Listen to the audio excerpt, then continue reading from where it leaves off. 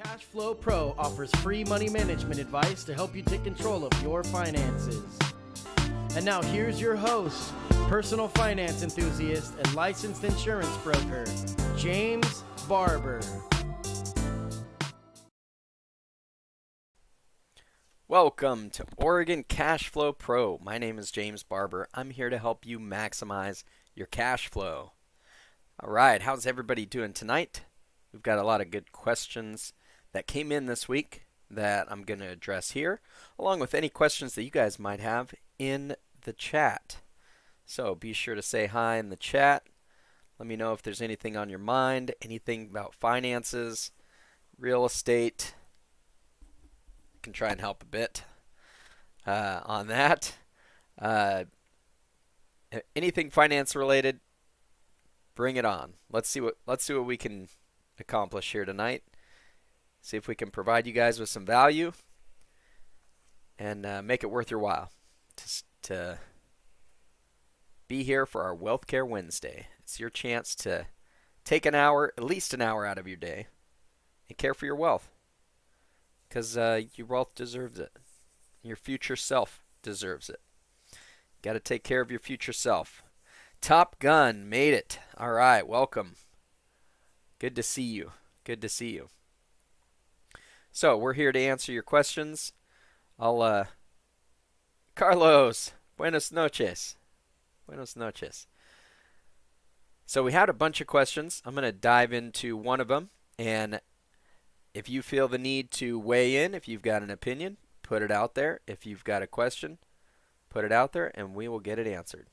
So Dong Shen asked this week, he said, does it still make sense to buy an IUL at the age of 51? And if it is, what's the best design of it? So an IUL is an indexed universal life insurance policy. And in one of my videos, I did a 3-part series that was pretty extensive. I did a 3-part series on indexed universal life. And one of the things that I addressed, I made a comment about typically we like to see people being under the age of 45 when you consider an IUL. Well, I didn't extrapolate on that. I didn't elaborate.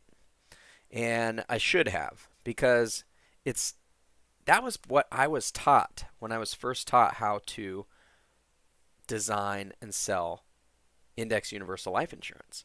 Well, I was taught how to do that from the life insurance company.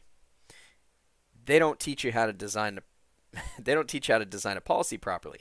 So, because they teach you how to design based on target premium, or basically how the agent can make a really good commission and make a good living, that's basically the widely held belief, is that you need 15, 20, 25 years of premium payments going in so that you can overcome the high early cost of that policy, and also the ups and downs of the stock market, so that it makes sense for you. Well, come to find out, when I'm designing policies the way that I design them, we can make them look pretty good over the age of 50, over the age of 45. Now, it does depend on how well you fund the policy. You can't just be 55 years old or 60 years old or 65 years old and think you're going to be able to see some cash value growth in a policy when you're funding it at, $500 a month. You're going to have a hard time overcoming just the cost of the insurance if you're not funding it at a high enough level. Now, there's folks who are 60 and 65 and even 70 years old that can get into these policies, and if they're dumping in $100,000 a year, $500,000 into these policies, they can make them work. Like, that's the whole idea behind premium financing. Premium financing is businesses that are developed to invest in life insurance, specifically index universal life insurance. There are some that do whole life insurance, but the people that they target have, 20, 40, $50 million plus, and they're taking on major policies. And these are not young people, of course. They've had a lifetime to accumulate wealth, and now they're looking to leverage that by having these really, really big policies where it's like 10 million bucks a year that they're going to fund these policies at. So it can make sense to have an IUL over the age of 45. It can make sense at the age of 50, for sure. And really, it just depends on how do the numbers work out for you. Obviously, the older you get, the more we get into maybe some difficult health situations that it might be challenging just to qualify for any type of health insurance. But if you're healthy, we can get you a standard rating or better. We can design a policy, even with an IUL, that can generate really good cash value growth, give you a good death benefit, and everybody ends up happy at the end of the day. So Dong, thanks for your question, and hopefully my answer was sufficient in helping guide you in your journey. Oliver, how's it going? How's it going? So the other thing, be sure to hit the like button when you guys join the chat. Be sure to hit the like button. It does get the message out, lets people know that we're here and we're taking questions. So even if you don't have a question, you might get somebody else's attention. YouTube might get somebody else's attention. Bring them in, and maybe they'll have a question that can help you out. An IUL is Indexed Universal Life Insurance. And one of the books in my description, in the show description, one of those books, The Retirement Miracle, is about IULs and how great of a product it is for supplementing retirement. And in my opinion, the way I look at IULs is I like to look at them as retirement type vehicles where they can supplement anybody's retirement plan, really.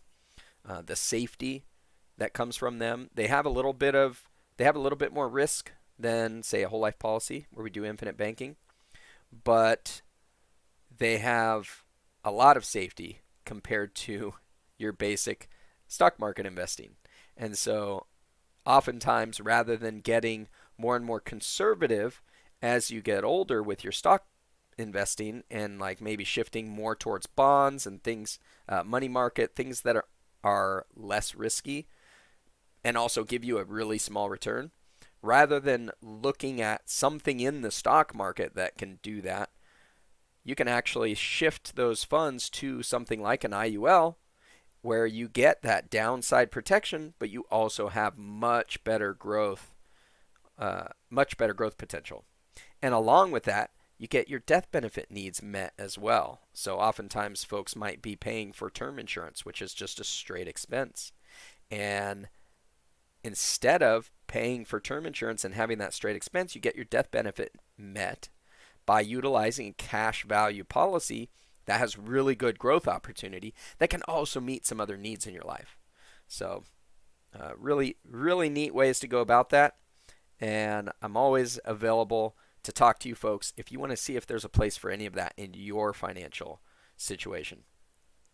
My Calendly, I'm going to put this link into the comment section, but you can always sign up for a meeting with me at Calendly, www.calendly.com/cashflowpro. So if you just go to that website, you can get on my schedule. It shows you what time slots are available. There's a number of different choices. To get in my schedule, you can sign up to do a free 20-minute phone conversation with me. You can also sign up to do a paid 30-minute consultation with me. And we can talk about whatever you want to talk about. I will do my best to provide you as much value as I can. So, Oliver, what's my thoughts on the new iPhones? I think they're pretty nice. I'm really impressed with the advance in technology that it seems. It looks like they're going to be a lot faster. It looks like the LiDAR is going to be really cool. That's available with those, and it'll be interesting to see what type of apps and what types of uses they can come up with those things just to make life easier. What kind of businesses will come out of that. I thought it was cool. A lot of different things. So I was pretty impressed with the live stream. Carlos says, I can see that Penn Insurance, you can't get much cash value in comparison with Guardian. That is true, or you're missing something. You're talking about our illustrations.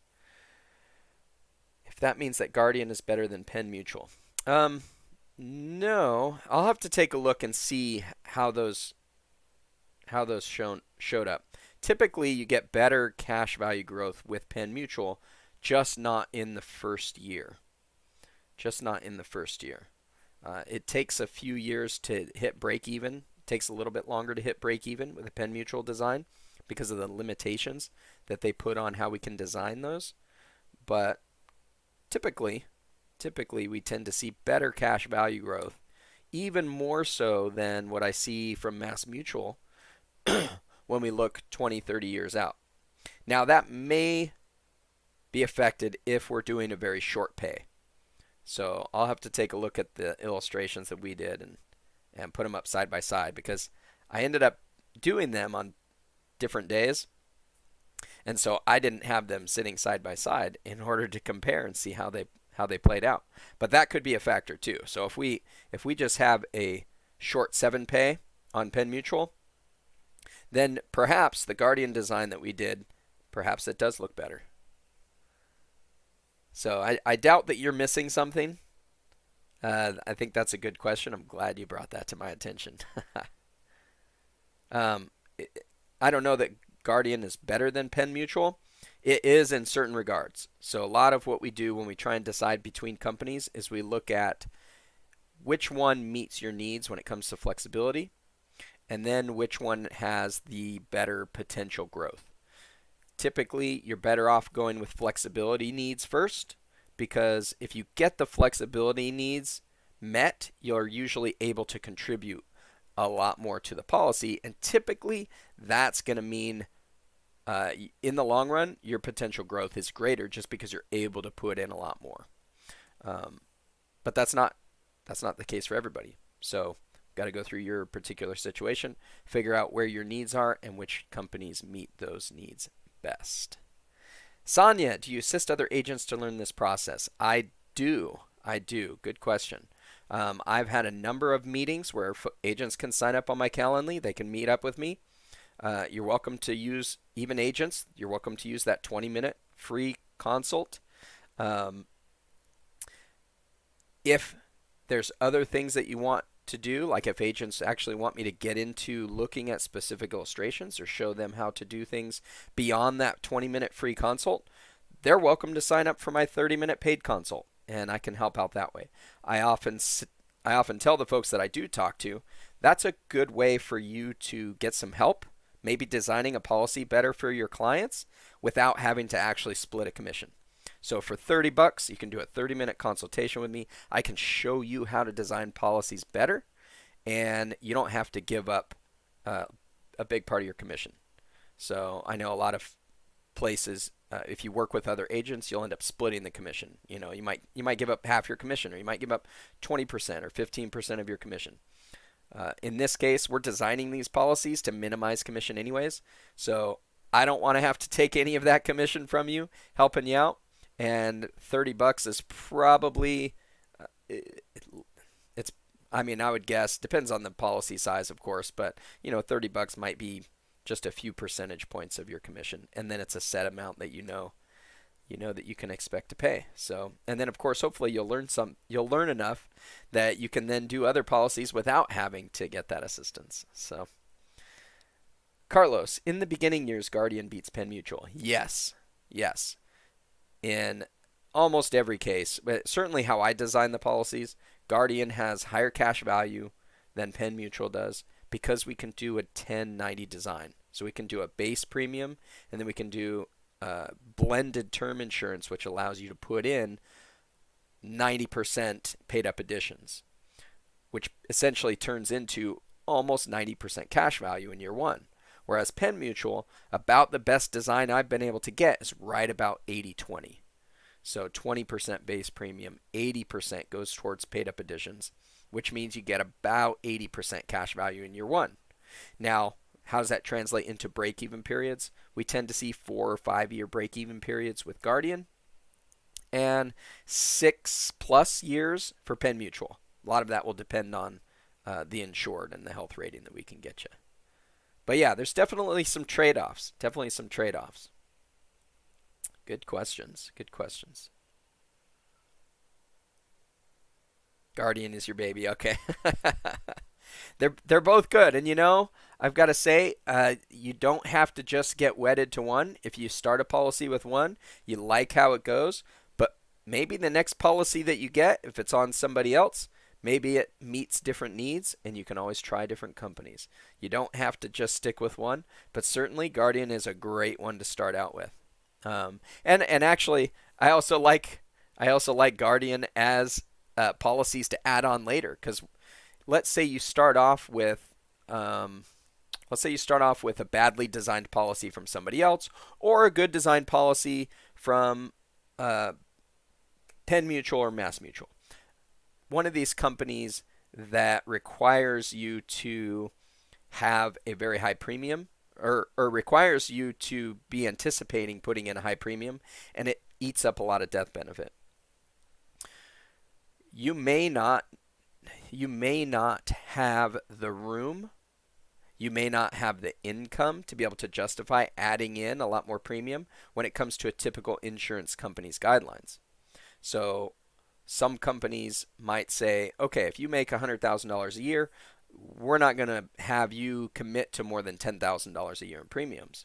Well, if you're following the infinite banking concept, and Nelson Nash is teaching, you know, he advocates for putting the majority, if not all of your income through a policy. Now, that does a few things for you. It starts all of your money compounding for you for the rest of your life. It recognizes that there's a cost to borrowing money and there's a cost to using money, no matter where you get it from.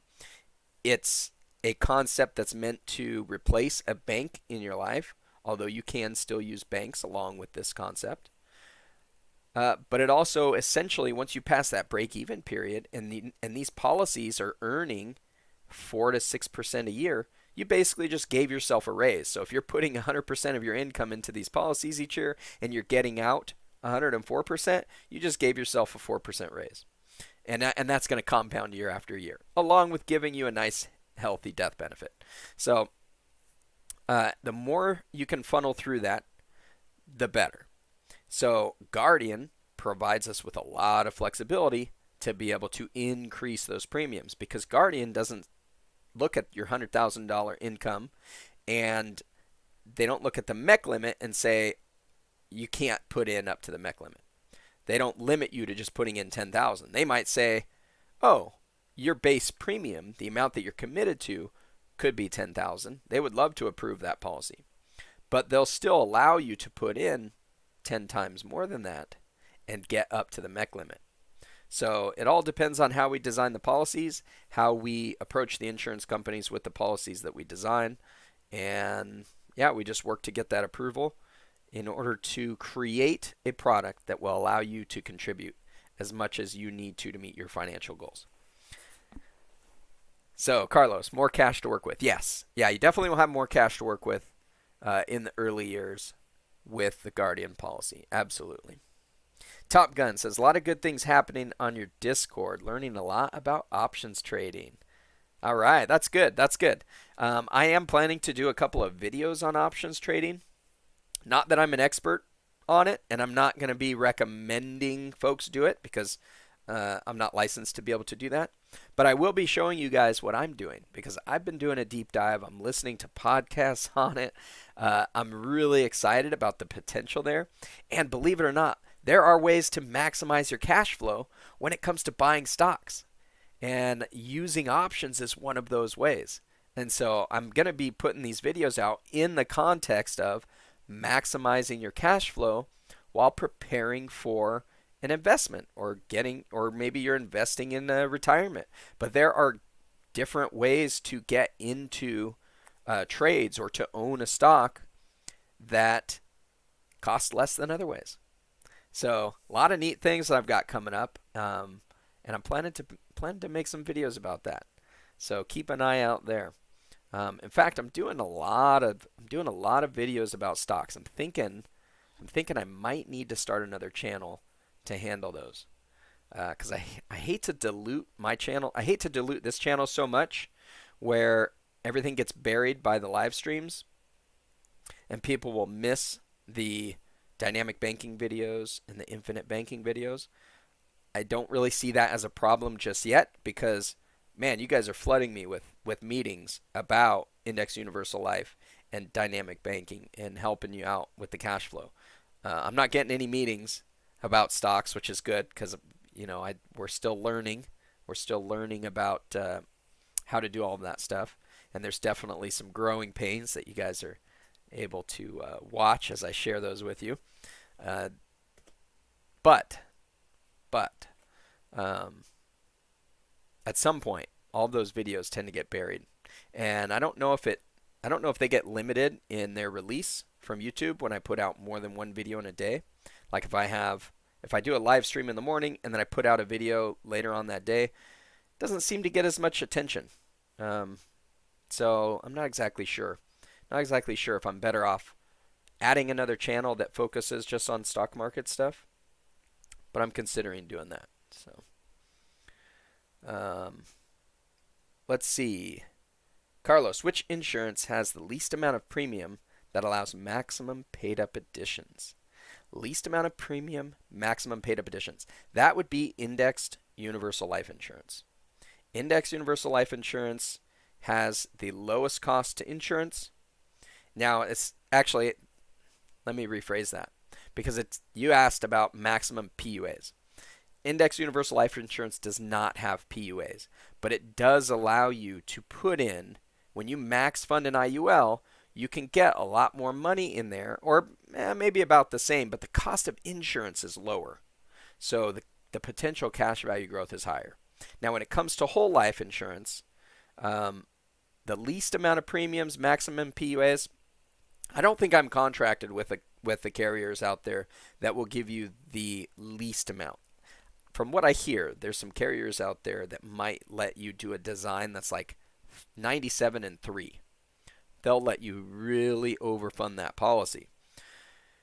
Now, these are some small, very small companies. From what it sounds like, they don't have the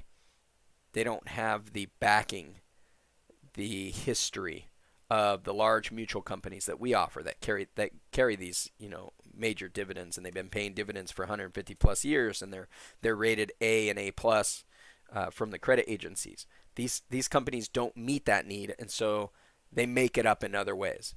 Now, that does mean it's more risky. You're definitely taking on some risk. I haven't looked into those because I don't think that's a risk that I want to take on. I mean, the insurance companies, when we get into these policies, these are policies that we're planning on being in for the rest of our lives, and we need to have that guarantees. When it comes to whole life, you're becoming an owner of this company. So you want to make sure, or at least I want to make sure, that I'm the owner of a well-run company. I'm an owner of a company that has a long history, and these companies are going to be paying out dividends for the rest of my life. That's how these policies are going to grow. So just like in the stock market, when you research and you want to buy a company, you want to make sure it's a company that's going to be around for a bit. You don't want to get into something that like Nikola that has fraud allegations in it, and now the CEO is stepping down, and nobody knows what's going to happen in that stock. They're certainly not going to be paying out dividends. Who knows if they'll even get past the growth stage. So these are the things that you want to consider more so than just, where's the least amount of premium and max PUA. Now, when it comes to those top companies, now the least amount of premium, max PUA, is probably Guardian, close tie. Guardian for the short term, if you want to have a 7-fund policy.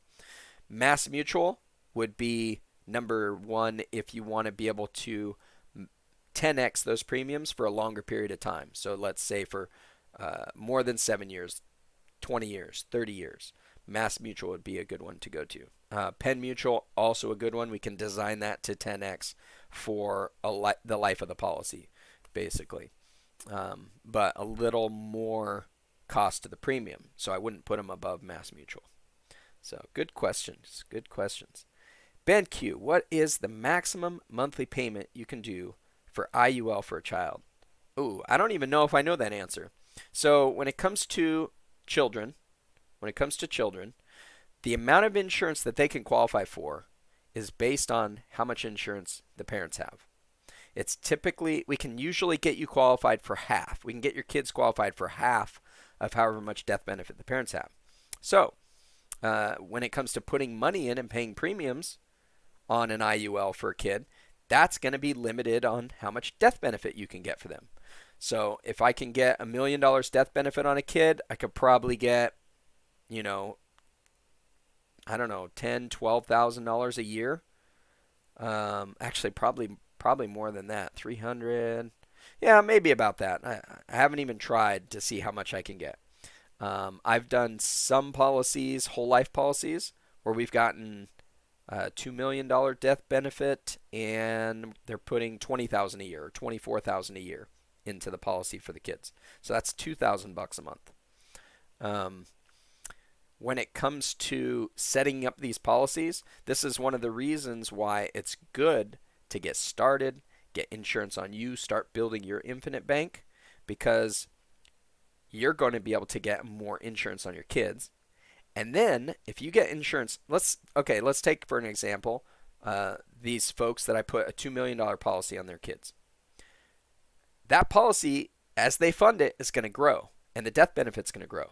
So when these kids, let's say they get to 30 years old, they have kids, and they want to get a policy on their kids. Now they have a policy that might be worth $3 or $4 million, maybe more. They're going to be able to put a $2 million policy on their kids, even if their income doesn't necessarily justify it. Even if their income doesn't justify it, in the sense of oftentimes for us to get the largest amount of death benefit, we set it up as an income replacement. So the death benefit gets configured by multiplying your income by X amount, and it might be 20 or 30. So that's how we get the large death benefits. Well, when it comes to kids, since it's only based off the parents' insurance, you want to have as much insurance as possible, then your kids can get as much. And then it just carries on generation to generation, and it should keep increasing. So yeah, pretty cool. Definitely things to think about when you're building your family bank and you're building your legacy for the future.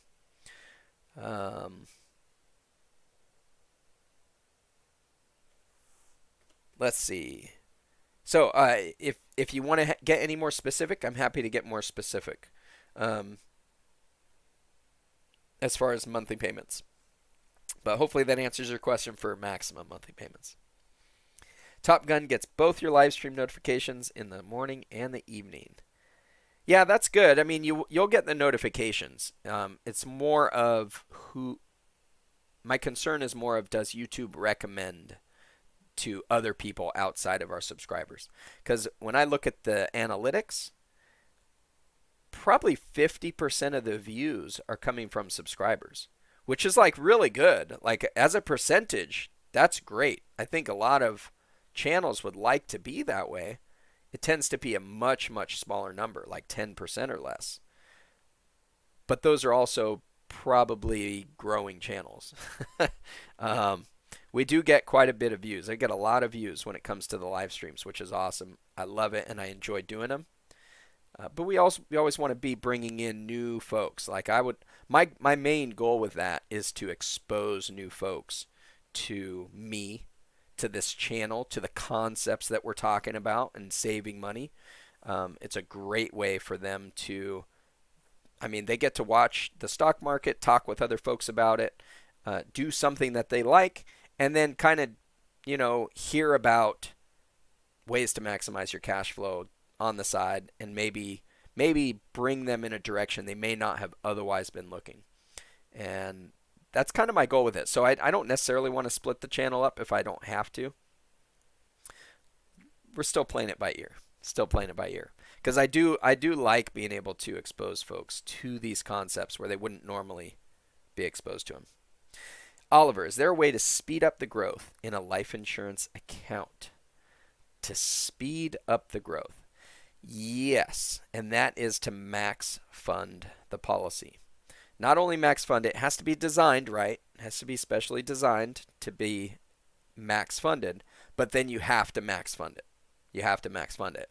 Now, speeding up the growth other than that, other than just putting more money into it, you got to pick the right companies. You got to pick the companies that have high caps or no caps and or bonuses, bonus options. So that's one of the reasons I like Allianz and their IUL is because of the bonus, the guaranteed bonus option that they have, along with the index options that they have. They have a couple of really good uncapped index options that really increases the opportunity for growth. The other way to speed up the growth is, okay, so in the design is by minimizing that cost of insurance. When we minimize that cost of insurance, that maximizes the amount of cash value that your max funding turns into. Oliver, would you ever go full 100% of your portfolio on Tesla? Well, yeah, I mean, I had before. In fact, when I first started doing the live streams, my portfolio was basically 100% Tesla. I don't know if I would recommend that for somebody that has a lot more money in their policies or in their accounts than I did. I would probably not do that. Now, depends on how you're investing as well. I mean, if you have done all your research and like Tesla is the thing that you know and you know how to trade Tesla, whether it's going up or down, maybe that's the best place for you to be. Maybe that's the best place for you to be. So in that case, yeah, maybe that would be a good way to do it. So everything is situational. Everything is situational. So when you say, would you ever do that? Yeah, I guess I can see a situation where I would do that, even beyond somebody who just started out and is like only has $2,000 and they bought 5 Tesla stocks. That's all they own, or something like that. But yeah, I can definitely see a scenario where that would play out. Top Gun. All you need to do is start live streaming video games. 25 million followers. Yeah, no kidding. I don't know that I could do that. Although, when I was younger, that would have been great because I used to play video games all the time. I don't play any video games these days. All my time is spent basically just trying to provide value to you folks, helping you maximize your cash flow, and playing around with the stock market, day trading, trying to maximize my cash flow while we're at it. Actually, you could say day trading is kind of like playing video games. You kind of get the same adrenaline that you would from gambling. Definitely the same as you would get from gambling, but the same thing from like, I don't know, you get a big win and it's like beating a boss in a video game, hitting that next level. So yeah, that's that would be interesting. A lot of people there's so many people that watch people play video games. It's astonishing. It's astonishing. Pretty cool though. Pretty cool. All right, next question that we had in the hopper. Oh, Oliver, how often do you go to Sherry's restaurant? You remember I mentioned it. You're from LA, so you want to see how restaurants are in Oregon. Not very often. I don't go there very often. Sherry's, in fact, it's funny because since the lockdowns, we used to go out to eat all the time, not necessarily to Sherry's. But our lives were so busy. I was always on the road, and we just got in the habit of eating out. Like when I'm out in my car, I would just always get the urge, oh, got to grab some food on my way. And that's what I would do. But since the pandemic, we basically stopped eating out. Now, over the last month, I've eaten out a little bit more, but for the most part, we basically eat from home, and I love it. I feel like I'm healthier. It's definitely saved us a lot of money. It's definitely saved us a lot of money beyond just the savings of gas. But I noticed when I started to get out driving again and heading into town, doing stuff, I would get that urge to like go to this restaurant, just pull in and go eat. And that was something I had to fight, and it was pretty cool. It was pretty cool. But I do like Sherry's. My wife doesn't care for it too much. Their menu's fairly limited. But they have a few dishes that I like. Yeah, what kind of food do you like? If you end up coming up to Oregon, I'll recommend you something. Top Gun, day trading and real estate are like video games in real life. Oh yeah, there you go. Real estate too. You would know that more than me. But yeah, I bet it. I bet they're very similar. Oliver, support small business restaurants, eat out. That's right. That's right. You do need to support the local economy, and that is one way to do that. That is one way to do that. But you can't do it at the expense of your budget necessarily. So you got to make sure you can afford it. Got to make sure you can afford it. And it was pretty nice. It was pretty nice to see the savings. We used to spend a lot of money on food. I'll tell you, a lot of money on food. I like to eat. I like to eat. Okay, so Oliver remembers he went to Portland for the first time, went to this chain restaurant. You forgot the name. Now, there's a lot of chain restaurants, but up in Portland, there's the Spaghetti Factory. And I love the Spaghetti Factory. It was started there in Portland, but it's a small chain of restaurants up there now. Really good, really good. I like the food. They give you a little it used to be for like $10 you'd get a 3-course meal where it'd be like a salad, then you got your plate of pasta, and then you got an scoop of ice cream for dessert. It was great. Love going to that place. Now it's like $14 for the plate. Still a good deal. Still a great place to eat. And then of course you get all the bread you can eat too while you're doing that. So heck of a deal. Check that one out next time you're up there. Okay, so Jaleesa asks, if I take out a loan for my death benefit, would it accrue at 5% interest on a monthly basis? She read somewhere that you can borrow a certain percentage of your death benefit at one time. Is that true? So there was a few things that I wanted to clarify with her because I think she's got a few things mixed up. So one of the things is that your loans are available by collateralizing your cash value. It also collateralizes an equal amount of your death benefit. So you're not taking a loan from your death benefit. So that's kind of a misconception that a lot of people stumble across, which is why I wanted to answer this question. The other thing she mentioned too was she mentioned the 5% interest, excuse me, but she mentioned about it being on a monthly basis. And the way loans are calculated in life insurance policies, it's just like a line of credit with a bank. It accrues on a daily basis. It's based on your average daily balance. And it doesn't accrue on a daily basis. It's based on your average daily balance, but you only get charged once per year, either when you take the loan out or on your policy anniversary. So I don't know any other insurance companies that do loans different than that. For the most part, that's what they all do.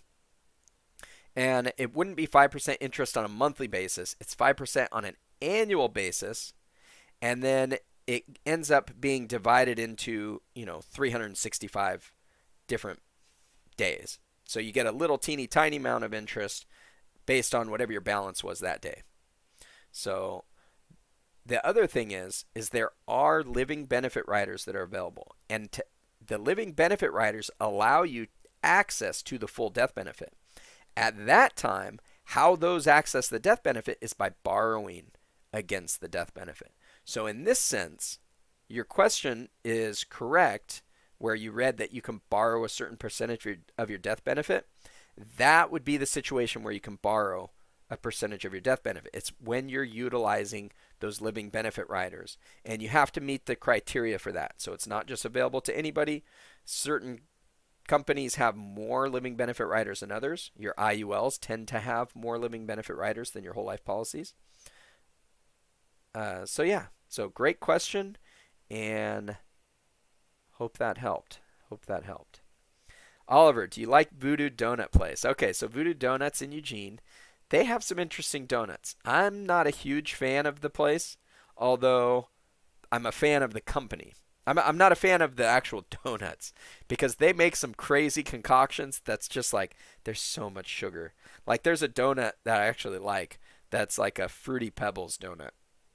Big glazed donut with like Fruity Pebbles poured all over it. So like these things are just sugar packed on sugar. And like I'm past the age where that much sugar appeals to my taste buds. But great company. They would always, if we were doing an event down there, they would always donate donuts to it. And when there's like parades going on, they'll give out donuts. So I would just go in there and say, hey, you want to give out some donuts for the people in the parade, and they would just give us donuts, and I could go hand them out. So it was pretty cool. It was pretty cool. Good company. Let's see. Anybody else with some burning questions? Anybody else with some burning questions? Got. I know I had some more that I answered this week. Let's see.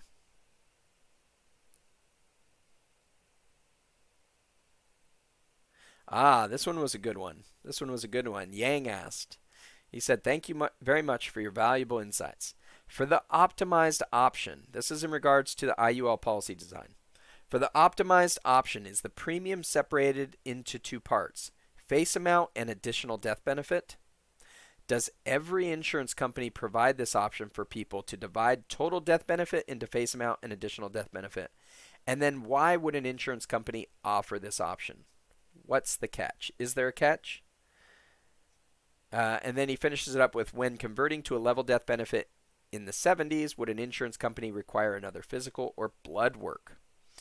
So that was a great question. Yeah, basically almost every company allows us to separate policies into two parts, a base face amount and then an additional death benefit. And that additional death benefit could be, well, it's typically a blend of some type of term insurance. And so especially with IULs, the companies allow us to split those up. Now, both the base face amount and the additional death benefit are based on annual renewable term insurance, which is the least expensive term insurance out there. When I'm designing these policies, I show people, here's the base face amount, and then here's some cheaper term insurance. Well, what makes that other insurance cheaper is there's no commission paid on it. The base face amount pays commission. The additional death benefit does not pay a commission to the agent. So when I do a design, we try and minimize the base face amount and maximize that additional death benefit. The way that insurance companies, the reason that they offer that and the way that they pitch it to some of their agents is they say, if you're in a competitive situation, you might want to do a design like this. Now, that's because that design minimizes the agent's commission. So they will only let you know about it and how to do it if it's competitive. If you're not competing for somebody's business, or if you're not competing against another agent, they want you to just go for the target, make the most commission that you can make. So I don't really like the idea behind that. Obviously, my whole channel is dedicated to exactly the opposite of that, where I have a commitment to give you the maximum cash value growth design possible every single time. And the way that I make sure I hold myself to that is I teach you guys how to do it. I teach you how to do it. I show you what to look for. In the designs on the policies, I go over why I design it a certain way. And you probably know at that point more than 90% of the other insurance agents out there just in how to design a policy. So that's why I do that. But essentially, let's see. There was a bunch of other questions in there. Does every insurance agent provide that option? Yes. Or every insurance company provide that option? Yes. Essentially, every insurance company I work with does provide that option. Some of them are more challenging than others, and some of them have different ratios that they will allow us to design. Most of them will limit us to doing 3 times as much additional death benefit as what our base premium is. So if I'm designing a policy for Transamerica, or if I'm designing a policy for National Life, I'm limited to 3 times whatever that base premium is, or whatever the base face amount is. I'm limited to that much. So if I have a $100,000 death benefit, I can only do up to $300,000 in additional death benefit. Allianz, however, and this is another reason why I really like Allianz. Allianz allows me to really, really minimize my commission when I design a policy. So they give me the ability to put in 5 to 10 times as much additional death benefit on the other side compared to the base. So if I have a $100,000 death benefit here, I can do 500,000 on the other side for a total of 600,000. Or and it depends on the age, I believe, of the insured. There could be some other things also. Health may play a factor, but some of them they'll let me go up to 10 times as much. And so I love being able to show these designs where I get this little teeny tiny commission, and you can stuff a whole massive amount of money into these policies, and really just maximize your cash flow and make them perform great. So kind of counterintuitive for a salesperson, I'm sure, but that's why I made that video that says I'm not a good salesperson, because I don't design this stuff for my benefit. I design it for your benefit. So I hope you guys appreciate that. The other question, he said, why would an insurance company offer that option? It's to be competitive. It's to be competitive. And is there a catch? No, there's no catch. There's no catch with it. You just always want to minimize, you as the client, with your interest at heart, your financial interest at heart, you want to minimize that base face amount, maximize the additional death benefit. And then finally, he said, when converting to a level death benefit in your 70s, would an insurance company require another physical or blood work? No. So these are permanent insurance. When it comes to permanent insurance, if you just change the death benefit and you don't change the amount, if you just change the type, you're not going to have to do any type of underwriting. We can make those changes, and we can reduce the death benefit too without doing any type of underwriting. That's typically what we're trying to do in this case, is we're trying to minimize that cost of insurance as you get older. So that's part of the design. Now, if you wanted to increase your death benefit, then you would have to go through underwriting, because they always want to make sure that you're not phoning in from your deathbed. You're not calling in from the hospital trying to increase your amount of insurance, knowing that you're going to be passing away pretty soon. So I need to get a drink here so my voice feels like it's going. That's what I get for doing a, what did we do? I probably did an 8-hour live stream earlier today. And now we're going on another hour. Okay, Oliver's been to Astoria, Portland, crossed Washington State. Hope to travel back to Oregon soon. Nice. Why do you think Tesla will not allow leases to buy? Once the lease ends, you have to return. That's a good question. I don't know. I hadn't looked into that. I haven't looked into leasing them. My guess, I have a couple of guesses I can make. I would think that, one, they would like to have enough vehicles once they figure out the full self-driving and they can start the robotaxis, that they're going to be able to have a fleet of robotaxis out there. So by requiring you to end your lease, that gives them vehicles on hand. The other thing it can do is it gives them an extra income stream. That extra income stream is, when they get those vehicles returned, if somebody didn't buy full self-driving to begin with, they can add that in at no cost.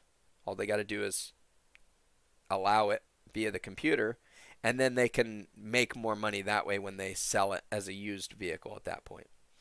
It allows them to keep the high cost of it allows the used vehicles to maintain their value. So that would be my other guess, is it allows those used vehicles to maintain their value. Yeah, I mean, that's really it. That's all I can think of. There might be some other reasons in there, but I don't know. I don't know what they would be. Good question, though. You might try asking the dealerships, see if they're, or the showrooms. Maybe they have an idea of what's going on. But I had not researched that. Good question. Okay, so I've been toying around with an idea. I've got the voicemail option on my website. And for the last couple of weeks, nobody has left us voicemail questions. And I really love getting the voicemail questions because I like being able to play them on here and responding to them in real time right off the top of my head as those go. And we're not seeing them. So here's what I was thinking. I was thinking rather than doing random drawings during these live streams, that I would give an award or a prize to people for leaving voicemail questions. So, what do you guys think about that? You think that might incentivize you if you knew that if I used your question during the live stream, you get a prize?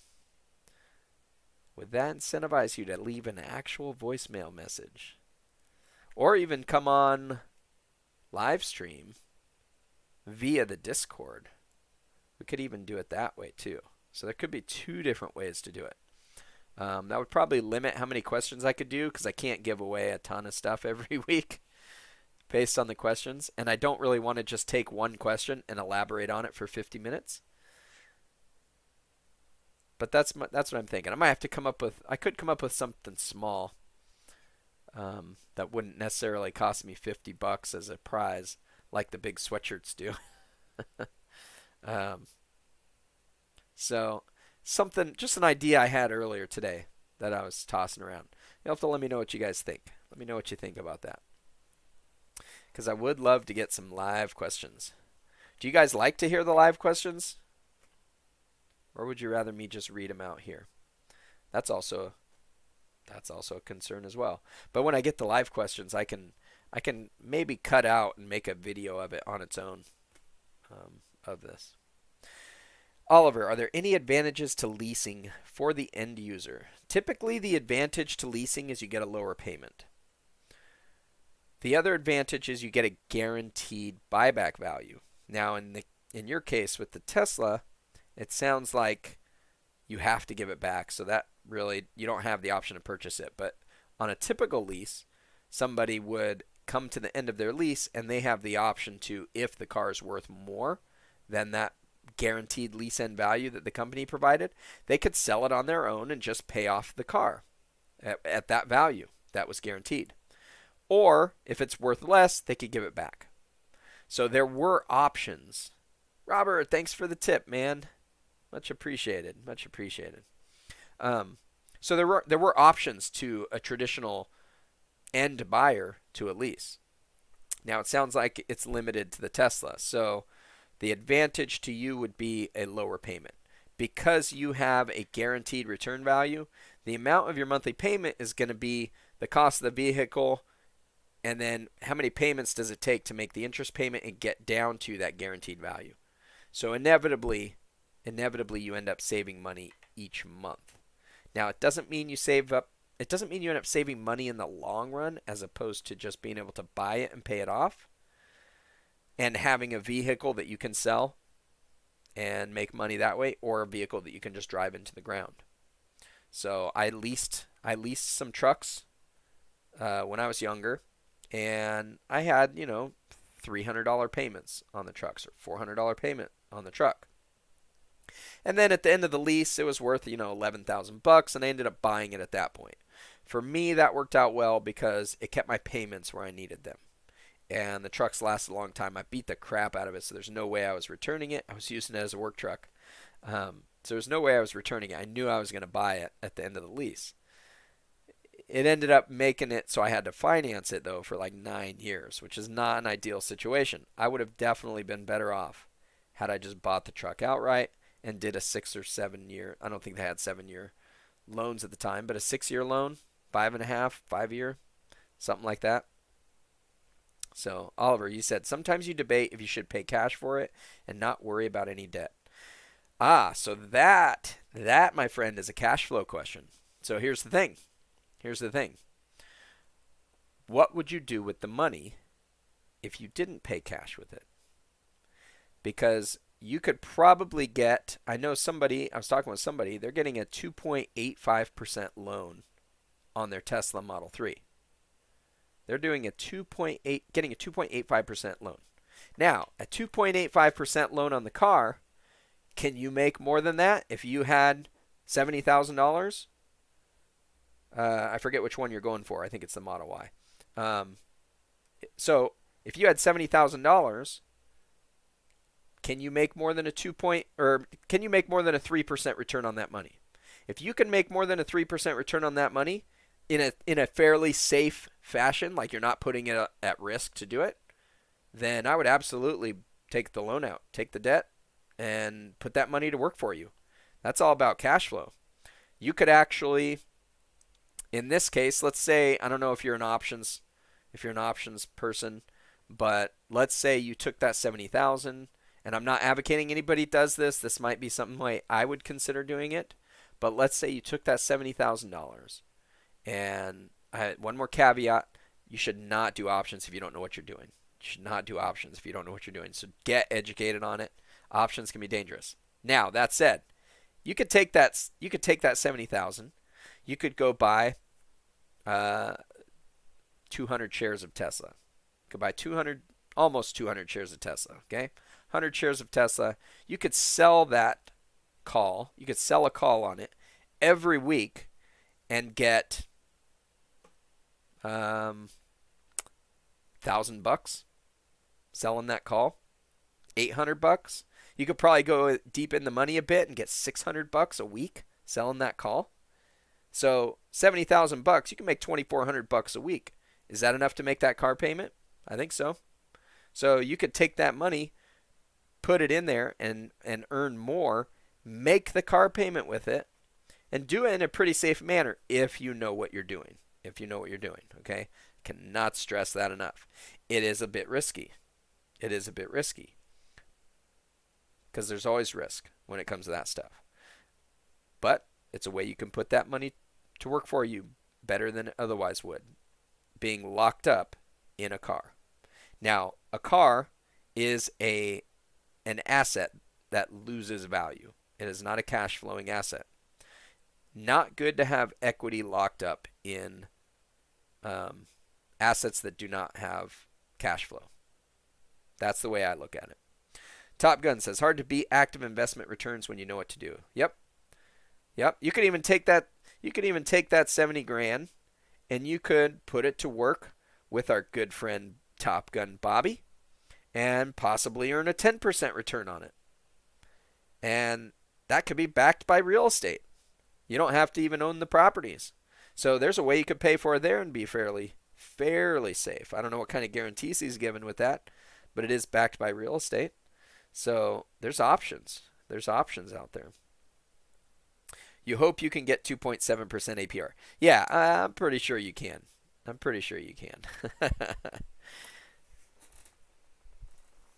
Oliver, sitting at 118 Tesla shares, willing to keep increasing over time. Nice. Yeah, so I mean, it's there's definitely ways to do it, but educate yourself on it. There's definitely ways to do it. And if you want to talk specifics on that, any of that stuff, feel free to sign up and have a meeting with me. Go to my Cashflow Pro or calendly.com/cashflowpro. Sign up for a meeting with me. We could talk about specific ways you can go about increasing that. Happy to talk about it. Top Gun says collateral against a high equity property. Yeah, so he's got some good options. If you're in our mastermind group on our Discord channel, Top Gun's in there, and you can talk to him about that some more. So if anyone is interested in talking to Top Gun there, you can connect. If you go to our Patreon, sign up for Tier 3. Costs you $50 a month, but that's a steal based on the value that you can get out of that group. It is our cash flow mastermind group, and we are in there committed to each other to help each other grow in our finances. So if you've got questions, we will do our best to help you out. We're going to have some meetings in there.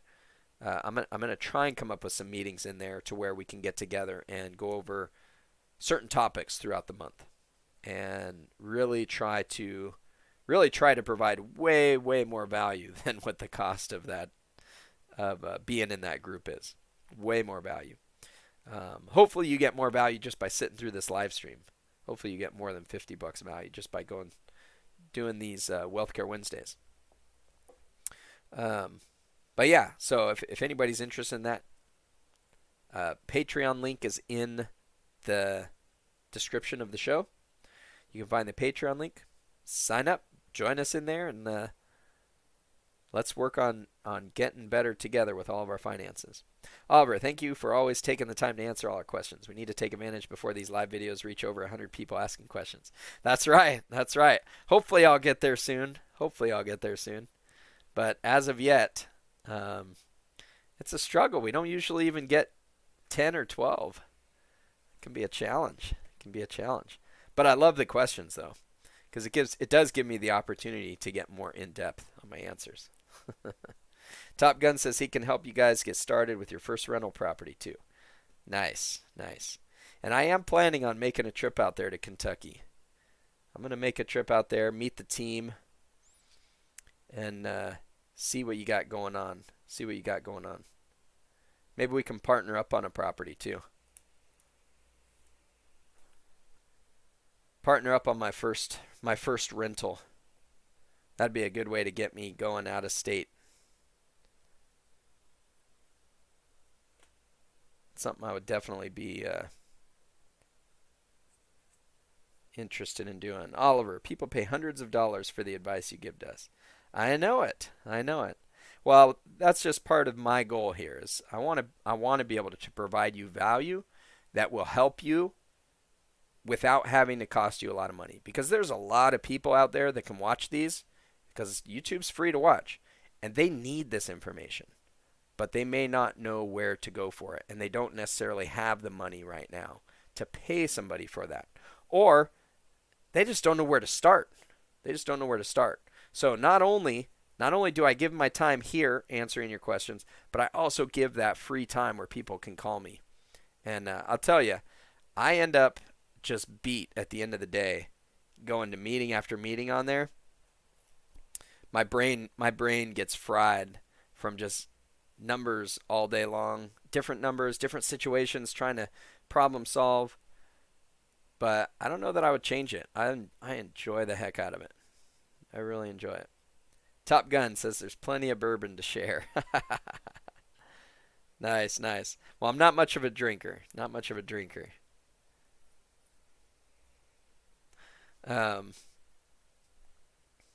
Let's see. Any other questions? I'm not seeing any other questions right now. We have hit our hour that I try to do. If we were overloaded, I will keep asking questions I will keep answering questions if you guys keep putting them up. Otherwise, I will let my voice rest. But I would like to give out a prize again this week. And we will start next week, where if somebody leaves me a voicemail message, then and I use it on here. If you leave me a voicemail message, I use it on here, you're going to win a prize. Okay? So you got to go to my website, OregonCashflowPro.com, leave a voicemail message. That has to do with finances. You can't just, the odds are I'll play it if it's a finance question. If you just want to call and advocate for one of our presidential candidates, I'm not gonna play that on here. Got to stay on topic. Oliver, watch your videos every morning before work. Nice. Took Thursday and Friday off from work to go to San Diego for vacation this week. You'll be listening to your morning video on your 2-hour drive. Got to keep learning even on off days. Right on, man. Right on. Well, I'm glad to have you around, and it sounds like I'm providing some value. So I appreciate you letting me know, because it helps to keep me motivated. Definitely helps to keep me motivated. Just like, so does that tip that Robert gave me earlier. $5 isn't much in the scheme of things, but it's enough to say that, hey, we appreciate you. So like when I'm doing I keep saying, it's like when I'm doing those live streams and we're doing the stock market, I'm kind of like your dealer, because it's like gambling. It's like you're playing blackjack. I'm like your dealer, and you got to tip your dealer. Even if it's not very much, it just shows them that you're thankful for the service that they're providing. So, so always nice to see that. Appreciate that, Robert. And with that, I am going to pull up. I'm going to pull up the wheel. We're going to spin the wheel. So get your question, or get your numbers picked. Pick a number 1 through 10. I'm going to have to figure out how I did this the last time.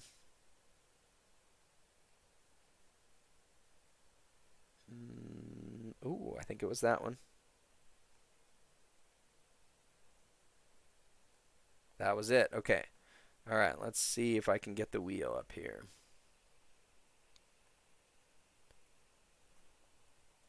Random number generator wheel. There it is.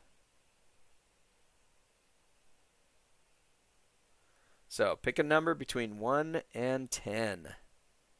And we are going to spin the wheel. Okay, why does that look cropped? I'm going to have to fix this. It shouldn't be cropped. Oh. Got moved up. There we go.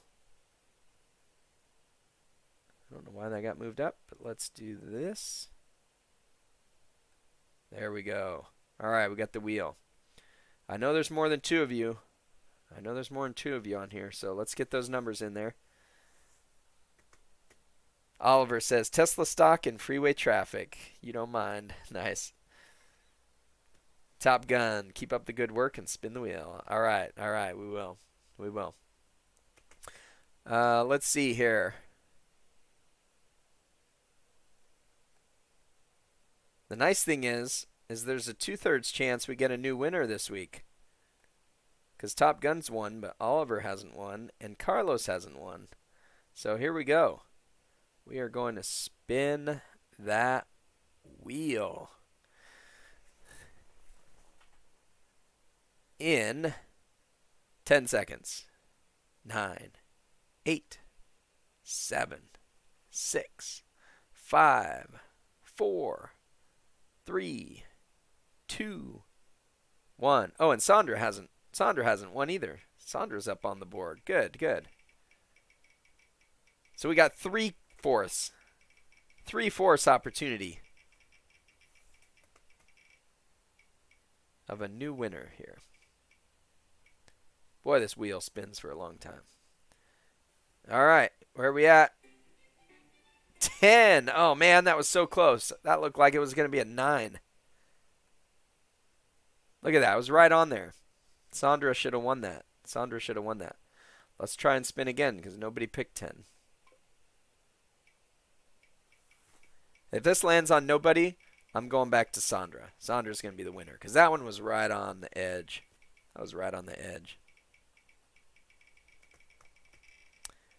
Kern chose 10. I don't see a 10 on the chat. Number 1, Oliver. Oliver's the winner. All right, Oliver, do you know how to claim your prize? Do you know how to claim your prize? You got to get in quicker, Kern. Oh, you said you choose 10, not you chose 10. Gotcha. Oliver, do you know how to claim your prize? To claim your prize, you got to send me, well, you got to go to the descriptions. In the show description, there is links to 2 books. And if you don't have those books, I highly recommend them because those will be great in your financial journey. We've got Infinite Banking, Becoming Your Own Banker, and we've got The Retirement Miracle. Both of those, great books to get you started on your financial journey. Use your website. It's not on my website, but the links there. So the 2 book links, and then the other way to do it is through Teespring, my Teespring store. But the links are in the description. I don't know that I have those links on my. I do have the book links on my website, but I don't have the Teespring on my website. Email the receipt. Yep, and then let me know what your PayPal ID is, and I'll reimburse you right away. So you have been paying attention. That's good. That's good.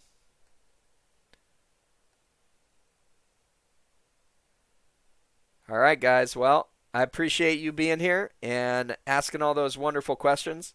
We'll be back again, same time next week. Remember, leave a voicemail message. That's how you win next week. Leave me a voicemail message. You just go to the website, OregonCashflowPro.com. The top pinned post is you go in that and you can leave a voicemail message. Do I have an Instagram? Not really. I don't really use Instagram. I don't generate much for pictures. Never really, I don't know, never really got into Instagram. Good night, Top Gun.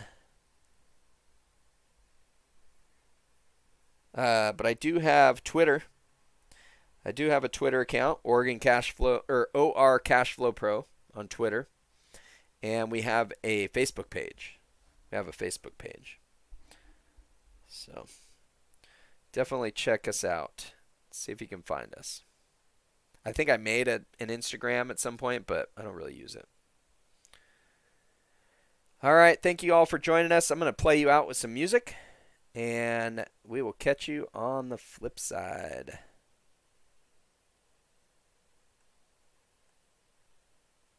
Have a great week, and go maximize your cash flow.